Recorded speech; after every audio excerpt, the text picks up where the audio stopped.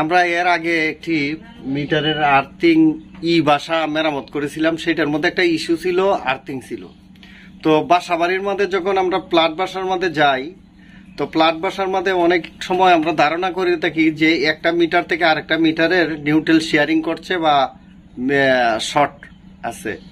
তো আজকের যে মিটারটা দেখাবো এটার মধ্যে কোনো কিছুই শর্ট নাই, এরপরেও মিটারে বাসতেছে। তো চলুন আমরা দেখি। এই মিটারটার মধ্যে সরাসরি বাসতেছে, দেখেন। এখন এই মিটারের যে আউটপুটটা আছে, এই যে ইনপুট, এই যে আউটপুট, ইনপুটে কোনো আর্থিং নাই, আর্থিং লাগানোও নাই, দেওয়াও নাই, কোনো কিছু নাই। এখান থেকে সরাসরি এই মিটারগুলো ডিজিটাল মিটার, এটা গেল আপনার প্লাস্টিক হওয়াতে এগুলা বোঝা যায় যে এখানে কি আছে না আছে, একবারে স্বচ্ছ, ইন হয়েছে আউট হয়েছে। এখন আমরা আউট লাইনে গিয়ে দেখি যে এইখানে কোনো কিছু নাই।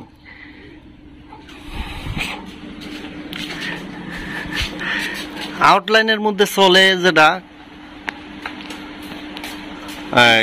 একটা লাইট চলে, যে ফুললি বিদ্যুতের যে ওয়ারিংটা করা ছিল সেইটাই রয়েছে, তারা ইন্ডিভিজুয়ালি আর নতুন করে ওয়ারিং করে নাই। এইরকম একটা লাইট আর একটা ফ্যান, যেটা ওরা যে বোর্ডটা লাগাই দেওয়া করছিল এটাই রয়েছে। আর তারা নতুন করে যে কাজটা করছে, একটা ফ্রিজ লাগাইছে। ফ্রিজটা লাগানোর জন্য যারা যেটা করছে, এখানে কনভার্ট বোর্ডটা দিচ্ছে দুইটা তার দিয়ে, এই যে ওয়ারিং করছে, এই যে দুইটা তার উন্মুক্ত। এখানে যদি কোনো গ্রুপ কাটা থাকতো বা কোনো কিছু ভিতর দিয়ে নিত, তাহলে হয়তো ইয়ে হয়েছে। একটা নিচে এখান থেকে, এই যে ফিউজটা থেকে নিচে একটা তার, এই যে তার আরেকটা তার নিচে এরা আর্থিং থেকে, এখানে পাশে একটা আর্থিং লাগানো, তাই এই আর্থিং থেকে নিচে। তো এই হচ্ছে। আর এটার ভিতর থেকে তো আপনারা জানেন, এই সুইচ বোর্ডটার ভিতরে আপনারা এখানে এই ফেজ তারটাকে শর্ট করে একটা দুইটা তার এখানে নেয়, একটা সকেটে দেয় আর একটা এই লাইট ফ্যানের জন্য জ্বালায় আর কি। এখানে এই যে দুইটা ইয়া।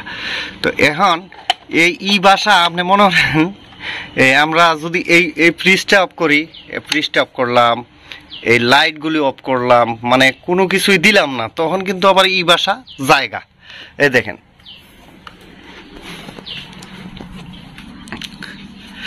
এই এখন আর নাই, এই যে নাই। যখন আমরা এখান থেকে একটা ফ্যান দিব, তখন শুরু হইব তার বাসা। এই যে একটা ফ্যান দিছি, ফ্যানের সুইচটা দিলাম, এই যে ফ্যানের সুইচটা, ওই যে ফ্যানটা চলতেছে। এখন দেখি বাসবো, এই যে বাসতেছে। তো এইগুলো এই গ্রাহকের কাছ থেকে আমরা যেটা বুঝলাম, যে এই বাসার আগে কিন্তু কারেন্ট বিল কমাইতো 80 টাকা 90 টাকা এরকম। যখন থেকে এই মিটারে অটোমেটিকলি বাসা শুরু হয়েছে, তখন থেকেই মিটারের একটু কারেন্ট বিল বেশি আসতেছে। মিটারের যিনি গ্রাহক রয়েছেন ওনার কাছ থেকে আমরা শুনবো যে এইটা কি প্রথমে যখন লাগাইছিল, এই যে এইটা প্রথম যখন লাগাইছিল তখন কি বাসতো, তখন কি বাসছে না। তো এটা কতদিন ধরে আইছে বাসাটা? 8-10 মাস তো হয়ে যাবে। তো এখন এই বাসার কারণে কারেন্ট বিল বেশি বেশি আসে। তো এখন আপনারা আমরা যে ইলেকট্রিশিয়ানরা কাজ করব, কিভাবে করব? এখন একটা বিল্ডিং এ আপনি কনসিল ওয়ারিং করে কাজ করলেন, তো করার পরে এইটার কনসিল ওয়ারিং করে কাজ করলেন, করার পরে যদি এইরকম বাসে, তাহলে গ্রাহকের যদি কারেন্ট বিল বেশি উঠে, তো বেশি উঠলে তো গ্রাহকরা ইলেকট্রিশিয়ানরা লাঠি দিয়ে দৌড়াইবো।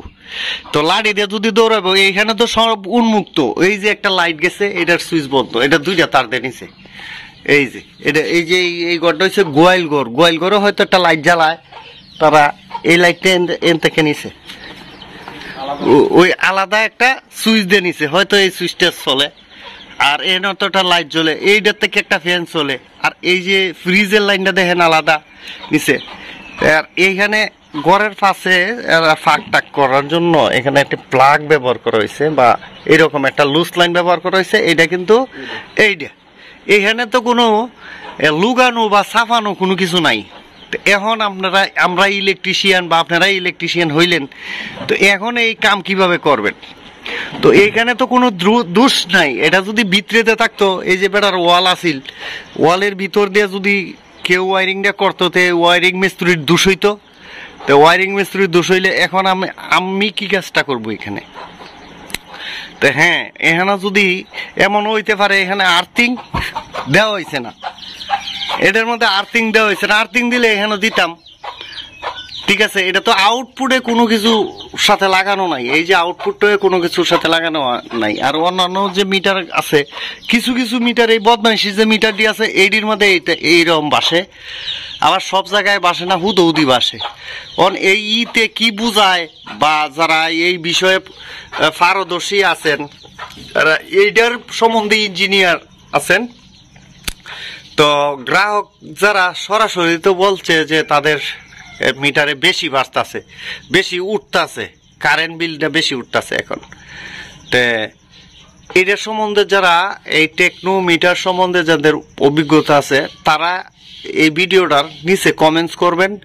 কমেন্টস করিয়াও অন্ততকে আমরা যে ইলেকট্রিশিয়ান আছি আমাদেরকে বাঁচাবেন। কেন এইরকম ভাবে যদি উঠে এই একটা মানুষের ঘরে ওয়ারিং করার জন্য এই কোনো কিছু পাইলাম না আমি। আর্থিং থাকতো বা আর্থিং মেশিং থাকতো, দুইটা মিটারের অ্যাডজাস্ট লাইন থাকতো, ওইদিকে মিটার আছে ওই পাশে, কিন্তু ওইটা তো ওই ঘরে চলে, এইটা তো এই ঘরে চলে, এইটার সাথে ধর এইটার লাইন কোনো অ্যাডজাস্ট হওয়ার কোনো কথাই না। তো এই নিয়ে ভিডিওটা শেষ করছি।